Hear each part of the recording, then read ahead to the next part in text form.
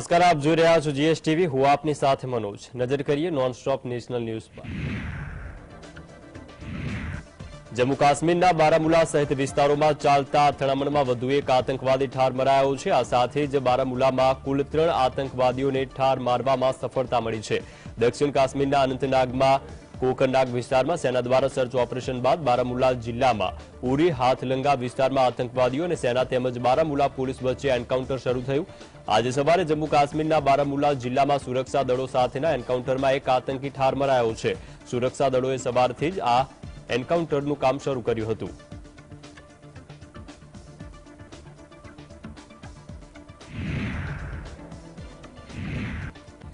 Air chief marshal BR ચૌધરીએ જણાવ્યું છે કે MiG-21, MiG-23 અને MiG-27 સહિત MiG શ્રેણીના અન્ય એરક્રાફ્ટની જગ્યાએ લાઇટ કોમ્બેટ એરક્રાફ્ટનો ઉપયોગ કરાશે. તેમણે જણાવ્યું હતું કે MiG શ્રેણીના વિમાનોને મેદાનમાં ઉતારતા પહેલા આપણે એ સુનિશ્ચિત કરવું જરૂરી છે કે આપણી પાસે પૂરતી સંખ્યામાં LCA એરક્રાફ્ટ ઉપલબ્ધ હોવા જોઈએ. અમે લગભગ 100 થી વધુ એરક્રાફ્ટ માટે વાતચીત કરી રહ્યા છીએ. તાજેતરમાં ભારતે સ્પેન પાસેથી C-295 technical military airlift plane મેળવ્યું હતું. આ પ્લેન આગામી 25મી સપ્ટેમ્બરના રોજ ભારતીય વાયુસેનામાં સત્તાવાર રીતે જોડાશે. સંરક્ષણ પ્રધાન રાજનાથસિંહ હિન્ડન એરફોર્સમાં C-295 પ્લેનને સામેલ કરવાની જાહેરાત કરશે. તે ડ્રોન શક્તિ કાર્યક્રમમાં ડ્રોનની વિશેષતાઓ અને કાર્યશૈલી દર્શાવવામાં આવશે. The LCA was designed from the ground up to be a replacement for the large MiG-21 and MiG-23, MiG-27 fleet that we had. With the phasing out of all these aircraft, it is essential that we have adequate numbers of the LCA class of aircraft in our inventory. So apart from the 83 LCA that have already been contracted for, we are looking at moving a case for around 100 more aircraft.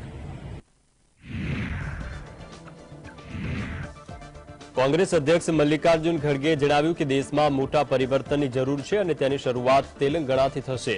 CWCની બેઠકમાં કોંગ્રેસના નેતા રાહુલ ગાંધી, સોનિયા ગાંધી, પ્રિયંકા ગાંધી સહિત તમામ વરિષ્ઠ નેતાઓએ હાજરી આપી અને 5 રાજ્યમાં યોજાનારી ચૂંટણી અંગે ચર્ચા કરી. રાજસ્થાન, મધ્યપ્રદેશ, છત્તીસગઢ, તેલંગાણા કે મિઝોરમ હોય કે તમામ લોકો વર્તમાન સરકારથી કંટાળ્યા છે, જેથી હવે પરિવર્તનની જરૂર છે. તેમણે તેવો દાવો કર્યો છે કે ડિસેમ્બરમાં યોજાનારી ચૂંટણીમાં કોંગ્રેસ પાર્ટી 80 બેઠકો પર જીત મેળવશે.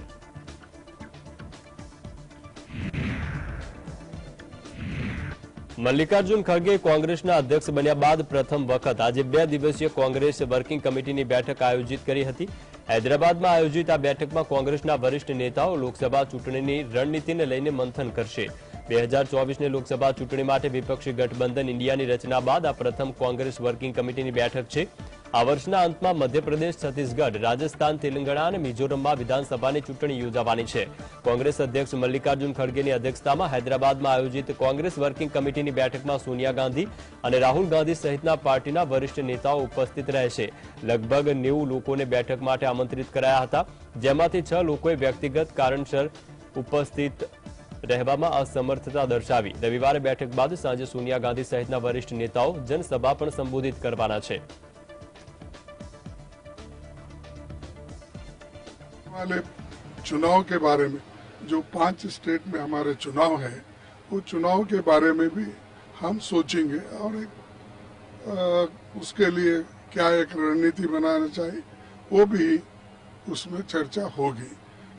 बाकी जो अलायंस एंड अदर थिंग्स वो नेक्स्ट इसमें जहां अलायंस पार्टनर के साथ बैठेंगे उस वक्त वो तय हो जाएगा. હૈદરાબાદમાં યોજાનારી કોંગ્રેસ વર્કિંગ કમિટીની બેઠક અગાઉ સોનિયા ગાંધીએ મહત્વપૂર્ણ નિવેદન આપ્યું હતું કે કોંગ્રેસ પાર્ટી તેલંગાણા અને દેશના લોકોના સન્માનની રક્ષા માટે વિકાસનો નવો અધ્યાય લખવા માટે સંપૂર્ણ તૈયાર છે. કોંગ્રેસ પાર્ટી હંમેશા તેલંગાણાના લોકોની આકાંક્ષાઓ સાથે ઊભી રહે છે. હવે રાજ્યને પ્રગતિ અને સમૃદ્ધિના નવા યુગમાં લઈ જવાનો સમય છે. તેલંગાણામાં 2024ના પ્રારંભિક મહિનામાં ચૂંટણી યોજાશે, જેથી તમામ રાજકીય પક્ષો સક્રિય થયા છે. તમામ રાજકીય પક્ષો ચૂંટણી જીતવા માટે તેમની વ્યૂહરચના પર કામ કરશે, જેથી કોંગ્રેસ વર્કિંગ કમિટીની બેઠકનું આયોજન કરવામાં આવ્યું છે. મલ્લિકાર્જુન ખડગેએ કહ્યું હતું કે કોંગ્રેસ આપણા મહાન રાષ્ટ્રમાં લોકશાહી, સામાજિક ન્યાય, પ્રગતિ અને સમાનતા માટે લડી રહ્યું છે. અમે રાષ્ટ્રીય અખંડિતતા અને વિવિધતામાં એકતા માટે લડતા રહીશું.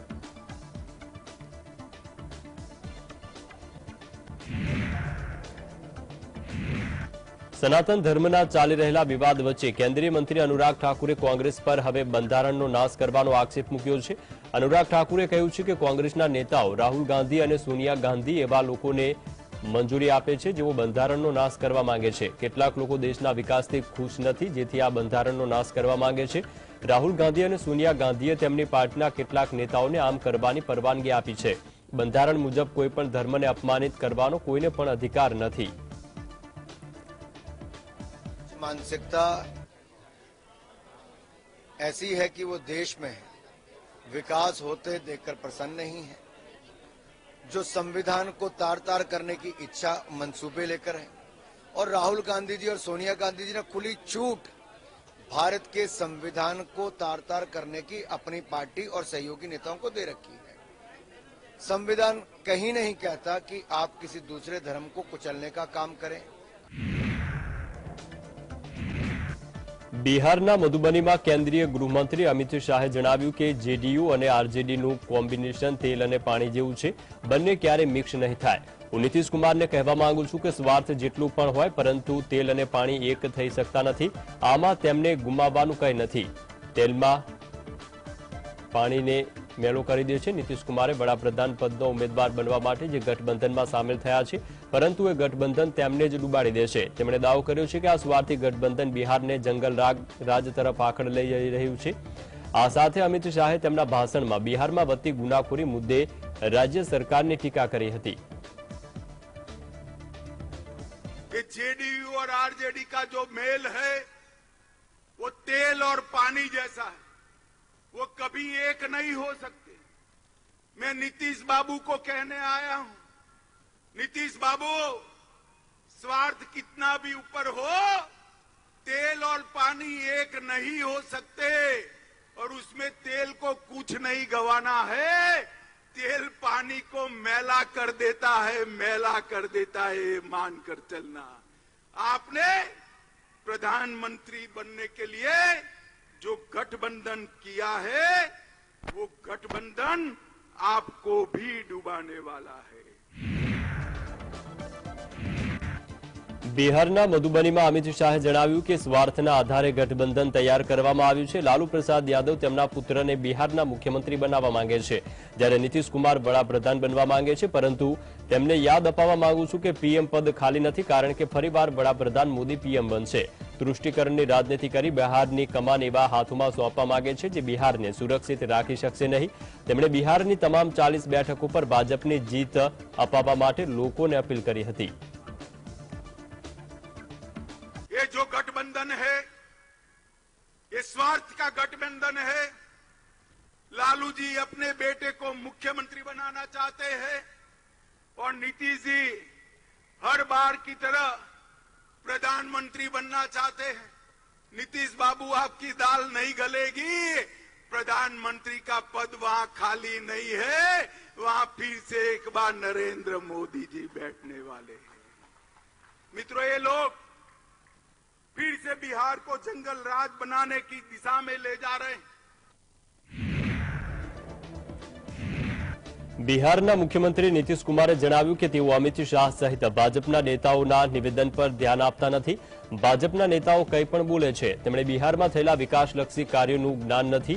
આ લોકોને માત્ર ગમે તેમ બોલવાની આદત છે, આ માટે તેમની કોઈ વેલ્યુ નથી। અમે અલગ અલગ રાજકીય પક્ષોને એકજૂટ કરી રહ્યા છીએ અને માટે તેઓ પરેશાન થઈ ગયા છે। ध्यान मत दीजिए, हम उन लोगों के किसी बात पर ध्यान नहीं देते क्योंकि वो आते हैं तो अंड बंड बोलते हैं, कोई मतलब कोई ज्ञान है? बिहार का कितना ज्यादा विकास हुआ है, कितना काम हो रहा है, कोई जानकारी है? कोई बिहार की भी जानकारी, देश भर की जानकारी कुछ है? इन लोगों को तो ऐसे ही बोलने की आदत है, तो सब क्या बयान देते हैं हम देखते ही नहीं जाते। आपको पानी अंड बंड बोलना तो ऐसे ही बोलना है, तो क्या मतलब इसका? इसलिए उन लोगों का कोई वैल्यू नहीं है। अब आजकल परेशान है, हम एकजुट कर रहे हैं ना कई दलों को, तो जब एकजुट हो रहा है तब लोग घबराहट में है। બિહારના પૂર્વ મુખ્યમંત્રી રાબડી દેવીએ કેન્દ્ર સરકાર પર આકરા પ્રહાર કર્યા. તેમણે જણાવ્યું કે સરકારે મોંઘવારી અટકાવવા માટે કોઈ ખાસ પગલાં લીધા નથી. દેશના લોકો ચૂંટણીમાં તેમને જવાબ આપશે. ભાજપના લોકો કહે છે કે પીએમ મોદી ફરીવાર વડાપ્રધાન બનશે. તેનો અર્થ એ નથી કે તેઓ પીએમ બનશે. કેન્દ્ર સરકાર જમ્મુ કાશ્મીરમાં ચૂંટણી કેમ કરાવી નહીં નથી, મણિપુરમાં હિંસા કેમ બંધ થઈ નથી. બિહારના લોકો ચૂંટણીમાં ભાજપને પાઠ ભણાવશે. महंगाई नहीं रोकेंगे, सब चीज के दाम बढ़ाएंगे. बिहार पर करारा जवाब देंगे, जनता जवाब देगी. गरीबों पर कर ढाल रहा है, हर विभाग पर कर ढाल रहे हैं. इतना लड़ाई झगड़ा हो रहा है, मर्डर हो रहा है. इतना आतंकवादी कश्मीर में 370 हटाएंगे, क्या हुआ? चुनाव नहीं करा रहे हैं, क्या नहीं चुनाव करा रहे हैं? भैया सरस्वती शासन लगाए हुए हैं. हिम्मत है तो चुनाव कराओ ना, पहले वहाँ कराना चाहिए ना. बोलते हैं कि मणिपुर में हो रहा घटना काहे नहीं रोक रहा है? करारा जवाब बिहार के लोग देंगे. बिहार की जनता तो बताएगा अभी. કેન્દ્રીય મંત્રી પ્રહલાદ જોશીએ વિપક્ષી ગઠબંધનને ઘમંડી ગઠબંધન ગણાવ્યું. આ મામલે કોંગ્રેસ સાંસદ શશી થરૂરે વળતો પ્રહાર કર્યો છે. તેમણે કહ્યું છે કે તેમનામાં સત્તાનો ઘમંડ સ્પષ્ટપણે દેખાઈ રહ્યો છે. જેઓ અહંકારી છે તેઓ જ સત્તામાં છે, જે આપણે રોજ જોવા મળે છે. તેમણે કહ્યું છે કે મને લાગે છે કે અમે ગઠબંધનને જે નામ આપ્યું છે તેનાથી સહન નથી થતું, જેથી તેઓ આવી પ્રતિક્રિયા આપી રહ્યા છે. બંધારણમાં આપણા દેશનો બંને નામનો ઉલ્લેખ છે, તેનાથી કોઈ એકનો ઉપયોગ કરવા માં શું વાંધો છે? લોકસભાની ચૂંટણીની તારીખોને લઈને શશી થરૂરે કહ્યું છે કે અમને અપેક્ષા છે કે ચૂંટણી યોગ્ય સમયે થશે. હજુ તે માટે 6 થી 9 માસનો સમય છે. જો કે શક્યતા એ પણ છે કે સરકાર ચૂંટણી વહેલી કરાવી શકે છે, જેથી અમારે જલ્દીમાં જલ્દી તૈયાર થવું જરૂરી છે. Which is 6 to 9 months away, but it's also possible that the government might advance the elections, as we've been hearing, and we need to be prepared sooner rather than later. To the opposition is a bit unnecessary and a bit futile, because those who are arrogant are the ones who are in power. That's what we are seeing every day.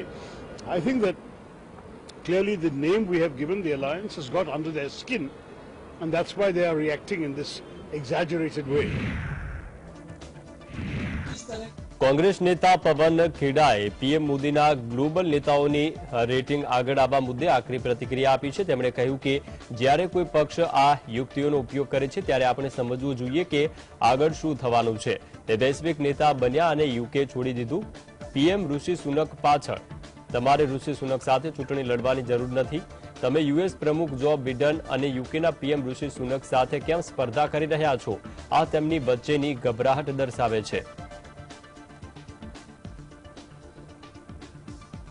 अपनाती है ना, तो समझ लीजिए कि उनको समझ में आ गया है क्या होने वाला है. ग्लोबल लीडर बन गए साहब,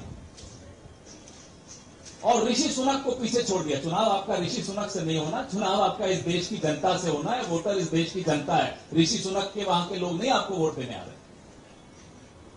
अभी आपने उनका सम्मान किया, आपने तमाम अतिथियों को बुलाया, और वो अभी घर पहुंचे, उनका वो उतरा भी नहीं होगा जेटलैग. आप उनका अपमान कर रहे हो कि साहब हमारे नरेंद्र मोदी जी तो ऋषि सुनक से भी आगे हो गए और जो बाइडन से भी आगे हो गए. हैदराबादમાં કરપ્ટ વર્કિંગ કમિટીના પોસ્ટર વાયરલ થયા બાદ વાત કરતા કોંગ્રેસના નેતા પવન ખેડાએ દાવો કર્યો છે કે કવિતાના પરિવારમાં ભ્રષ્ટાચાર મુદ્દે સમજૂતી કરવામાં આવી છે. તેમણે ગંભીર આરોપ લગાવતા કહ્યું કે હૈદરાબાદમાં કવિતાના ભાઈ દ્વારા ભ્રષ્ટાચાર આચરવામાં આવે છે, જ્યારે તેલંગાણાની જવાબદારી તેમના પિતાની છે. આ સાથે જ તેલંગાણાના બહારના ક્ષેત્રમાં આચરવામાં આવેલ ભ્રષ્ટાચારમાં કે કવિતા સંડોવાયેલા છે. કવિતા ચિંતિત છે કે જો તેઓ ચૂંટણી હારી જશે તો તેમના ભાઈ અને પિતા તેલંગાણાની બહાર ભ્રષ્ટાચાર કરવાનું વિચારશે. समझौता हुआ, हैदराबाद के भीतर जो भ्रष्टाचार होता है वो तो उनका भाई करेगा, तेलंगाना में जो भ्रष्टाचार होता है वो पिता करेंगे, और तेलंगाना के बाहर का जिम्मेदारी जो है वो के कविता को सौंपी गई है. आपको मालूम है, लेकर के महोत्सव आपने देखा. तो ये जो समझौता हुआ है उसके तहत वो बड़ी परेशान हो रही हैं कि अब हार न जाएं. तो मान लो तेलंगाना से वो इलेक्शन हारेंगी तो भाई और पिता फिर बाहर का भ्रष्टाचार करने की सोचेंगे. वो परेशान है. ભાજપના સાંસદ રવિશંકર પ્રસાદે જણાવ્યું છે કે વિપક્ષી ઇન્ડિયા ગઠબંધને સનાતન ધર્મ અંગે ભગવાન રામનું અપમાન કર્યું છે, ત્યારે આ વિશે સોનિયા ગાંધી, રાહુલ ગાંધી અને કમલનાથ ચૂપ છે. અમે આ ગઠબંધનને પૂછવા માંગીએ છીએ કે શું તેઓ કોઈ અન્ય ધર્મમાં ઈશ્વરીય પ્રતીકો વિશે પણ આ પ્રકારની ટિપ્પણી કરશે. હિન્દુ આસ્થા પ્રત્યે આ પ્રકારની ટિપ્પણીઓને અમે સહન કરીશું નહીં. દેશ આવા નિવેદનનો સ્વીકાર નહીં કરે. इंडिक अलायंस, जिसे हम घमंडिया अलायंस कहते हैं, सनातन धर्म और प्रभु राम का अपमान कर रहा है, उनके विभिन्न घटक. और सोनिया गांधी शांत हैं, कमलनाथ जी शांत हैं, राहुल गांधी तो खैर कमाल की चीज है, क्या बोलूं उनके बारे में. कहीं कह रहे हैं सनातन धर्म डेंगू है, कहीं कह रहे हैं वो एड्स है. क्या किसी अन्य आस्था के ईश्वरीय प्रतीकों के बारे में इस तरह की बात कर सकते हैं? उनकी हिम्मत है, करने दिया जाएगा. પુણેમાં યોજાયેલી રાષ્ટ્રીય સ્વયંસેવક સંઘની અખિલ ભારતીય સંકલન સમિતિની બેઠકમાં મણિપુરમાં થયેલી હિંસા પર ચર્ચા કરવામાં આવી. આરએસએસના સંયુક્ત મહાસચિવ મનમોહન વૈદ્યએ જણાવ્યું છે કે અમારા કાર્યકર્તાઓએ ત્યાંની સ્થિતિ વિશે અમને માહિતગાર કર્યા છે.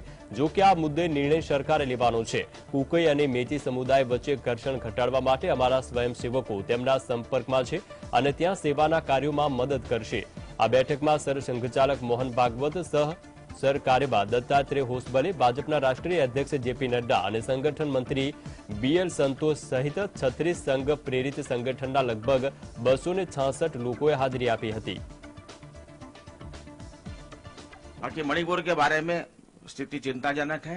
वहां के कार्यकर्ताओं ने उसके बारे में जानकारी दी है, लेकिन इसमें मुख्यतः सरकार को मुख्यतः निर्णय करने हैं. वहां पर जो मैती कुकी दोनों समाज में जो एक संघर्ष है, तो दोनों के लिए अपने जो संघ स्वयंसेवक है उनके दोनों के साथ संपर्क है. दोनों विस्थापित समाज के लिए वहां पर सेवा करें. વડાપ્રધાન નરેન્દ્ર મોદી પ્રવાસે હતા. પ્રોટોકોલ મુજબ તેમનું સ્વાગત કરવા માટે રાજ્યના ડેપ્યુટી સીએમ ટીએસ સિંહદેવે હાજર હતા. આ દરમિયાન પીએમ મોદીના ભાષણ પછી જ્યારે ટીએસ સિંહદેવનો બોલવાનો વારો આવ્યો ત્યારે તેમણે પીએમના ખુલ્લેઆમ વખાણ કર્યા, જે બાદ તેમના પક્ષમાં વિવાદ થયો અને તેમણે જાહેરમાં ખુલાસો આપવો પડ્યો. છત્તીસગઢના ડેપ્યુટી સીએમ ટીએસ સિંહદેવે કહ્યું હતું કે હું અહીં કહેવા માંગતો નથી કે કેન્દ્ર સરકારે ક્યારે અમારા રાજ્ય સાથે ભેદભાવ કર્યો નથી. જો અમે કામ કર્યું અને રાજ્ય પાસેથી માંગણી કરી તો કેન્દ્ર સરકારે ભાગીદાર તરીકે કામ કર્યું. અમારા હાથ ક્યારે નથી રહ્યા ચુસ્ત અને હું માનું છું કે આવનારા સમયમાં આપણે સાથે મળીને આ દેશ અને આ રાજ્યને આગળ લઈ જવા માટે મદદ કરશું. છત્તીસગઢના મુખ્યમંત્રી ભૂપેશ બઘેલે જણાવ્યું છે કે પીએમ મોદીએ રાયપુરમાં સંબોધન દરમિયાન કેટલીક બાબતોમાં જૂઠાણું ફેલાવ્યું છે. રાયપુરમાં વડાપ્રધાન મોદીએ જણાવ્યું કે કેન્દ્ર સરકારે ચોખા ખરીદવા, પરંતુ વાસ્તવમાં છત્તીસગઢ સરકારે તેની ખરીદી કરી હતી.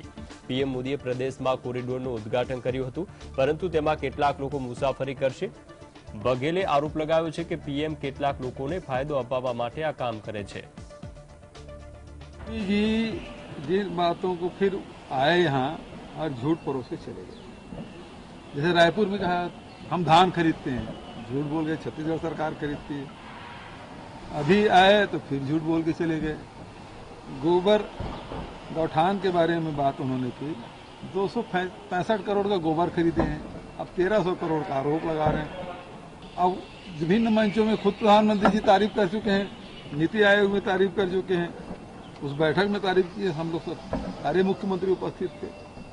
ये आरोप लगाने के अलावा क्या है? अभी जो कॉरिडोर का उद्घाटन किए कितने यात्री उसमें चढ़ेंगे भाई? ये सब वो अडानी के लिए सब करने आए हैं, उसके खदान के लिए. સનાતન ધર્મ પર ટિપ્પણી વિવાદ પર પ્રતિક્રિયા આપતા મધ્યપ્રદેશના પૂર્વ મુખ્યમંત્રી અને કોંગ્રેસના નેતા કમલનાથે જણાવ્યું કે ભારત સનાતન ધર્મનો દેશ છે. સનાતન ધર્મ શું કહે છે તે આપણે સમજવાની જરૂર છે. તેમણે આરોપ લગાવ્યો છે કે સનાતન ધર્મ વિવાદનો મુદ્દો લાવી ભાજપે વાસ્તવિક મુદ્દાઓ પરથી લોકોનું ધ્યાન ભટકાવવાનો પ્રયાસ કર્યો છે. વર્ષ 2019ની લોકસભા ચૂંટણી દરમિયાન રાષ્ટ્રવાદ અને સર્જિકલ સ્ટ્રાઇક જેવા મુદ્દા સામે આવ્યા. શું ભાજપે ધર્મની એજન્સી લીધી છે? કમલનાથે કહ્યું છે કે છિંદરવાડામાં યોજાયેલ ધાર્મિક કાર્યક્રમમાં ગયો તો ભાજપે એ ગમ્યું નહીં અને તેના પર પણ ટીકા ટિપ્પણી કરવી પડી. આગામી 3 મહિનાના સમયગાળામાં ભાજપ ધ્યાન ભટકાવવા માટે ભરપૂર પ્રયાસ કરશે.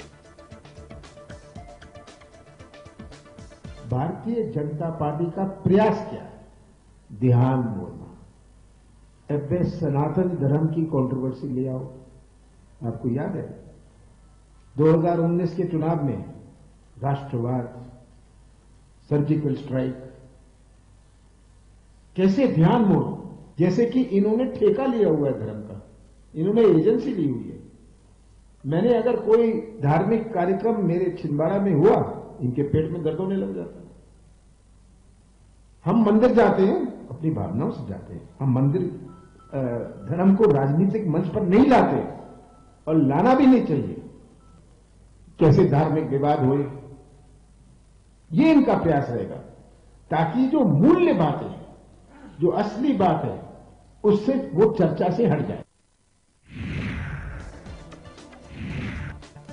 આંધ્રપ્રદેશના પૂર્વ મુખ્યમંત્રી અને પિતા ચંદ્રબાબુ નાયડુની ધરપકડ વિશે વાત કરતા તેમના પુત્ર નારા લોકેશે જણાવ્યું હતું કે રાજ્ય સરકાર સત્તાનો દુરુપયોગ કરીને ઈમાનદાર વ્યક્તિઓને જેલમાં ધકેલી રહી છે। ચંદ્રબાબુ નાયડુના કિસ્સામાં પણ કંઈક આવું જ બન્યું છે। આંધ્રપ્રદેશની સરકાર ચંદ્રબાબુ નાયડુ સામે નાણાકીય ગેરરીતિ પુરવાર કરી શકી નથી। સ્કિલ ડેવલપમેન્ટ પ્રોજેક્ટને લગતા તમામ દસ્તાવેજો અને પુરાવા મારી પાસે છે। આ પુરાવાને હું કોર્ટમાં રજૂ કરીશ। તેમણે કહ્યું છે કે ન્યાયમાં વિલંબ થઈ રહ્યો છે, પરંતુ ચંદ્રબાબુ નાયડુ નિર્દોષ બહાર આવશે અને ભ્રષ્ટાચારમાં સંડોવાયેલા ન હોવાની સાબિતી આપશે। 45 વર્ષની રાજકીય કારકિર્દીમાં તેમના પર ગેરરીતિના ગંભીર આરોપ લાગ્યા નથી। The government of Andhra Pradesh has not been able to establish any money trail to Mr. Naidu. The state government has used its absolute power to put him behind bars, and that is what has happened. See, justice is being delayed, but justice cannot be denied. Mr. Naidu will come out clean, and he will stand as a standing example for an uncorruptible politician. કર્ણાટકના મુખ્યમંત્રી સિદ્ધારમૈયાએ વિપક્ષી India ગઠબંધનને 14 એન્કર્સના શોમાં તેમના પ્રતિનિધિ ન મોકલવાના નિર્ણય પર પ્રતિક્રિયા આપતા જણાવ્યું કે એક રાજકીય પક્ષનું મુખપત્ર બનીને મીડિયાની નીતિમત્તા સાથે ચેડા કરતા 14 એન્કરોનો બહિષ્કાર કરવો એ કેવી રીતે ખોટું હોઈ શકે? ભાજપના રાષ્ટ્રીય અધ્યક્ષ જેપી નડ્ડાએ અગાઉ જણાવ્યું હતું કે આ રાજકીય પક્ષોમાં ઇમરજન્સીની માનસિકતા બની ગઈ છે। પહેલા પંડિત નહેરુએ ફ્રી સ્પીચને કમજોર કરી અને રાજીવ ગાંધીએ તેને કાબુ મેળવવાનો પ્રયાસ કર્યો, પરંતુ નિષ્ફળ રહ્યા હતા।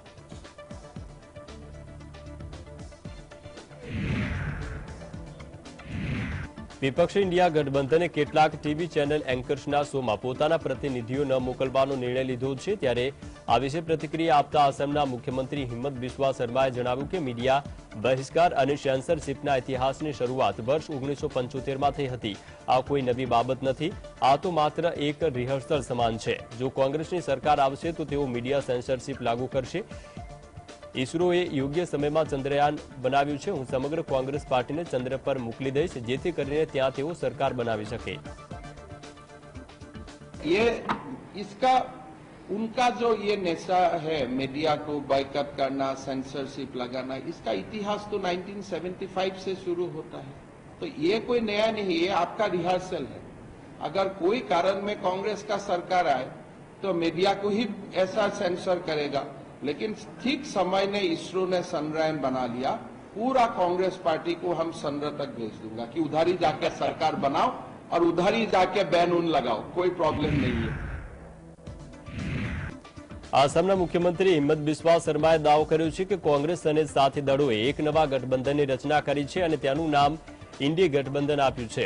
હવે તેઓ ઇન્ડિયા ગઠબંધન કહેવાનું શરૂ કર્યું છે। આના આધાર પર તેઓ જીતનો દાવો કરી રહ્યા છે। શર્માએ દાવો કર્યો છે કે વિપક્ષી ગઠબંધનની રચના બાદ દેશમાં સનાતન ધર્મ વિરુદ્ધ માહોલ ઉભો થયો છે। હું રાહુલ ગાંધીને કહેવા માંગુ છું કે જો તમે ડીએમકેની સાથે નથી તો તેને ગઠબંધનમાંથી હાંકી કાઢતા કેમ નથી? તેઓ કહે છે કે આ ડીએમકેની વાણી અને અભિવ્યક્તિની સ્વતંત્રતા છે। महात्मा गांधी का नाम ले लूंगा तो मैं महात्मा गांधी बन सकता हूं क्या? काल अगर मैं बोलता हूं कि मेरा नाम नेताजी सुभाष चंद्र बोस है, मैं क्या नेताजी सुभाष चंद्र बोस बन जाऊंगा? लेकिन ये जब अलायंस हुआ, ये अलायंस होने का बाद क्या शुरू हुआ? सारा देश में एक हमारा सनातन विरोधी माहौल बना। ये अलायंस का एक सरकार चलता है तमिलनाडु में, इस सरकार का नेतृत्व करता है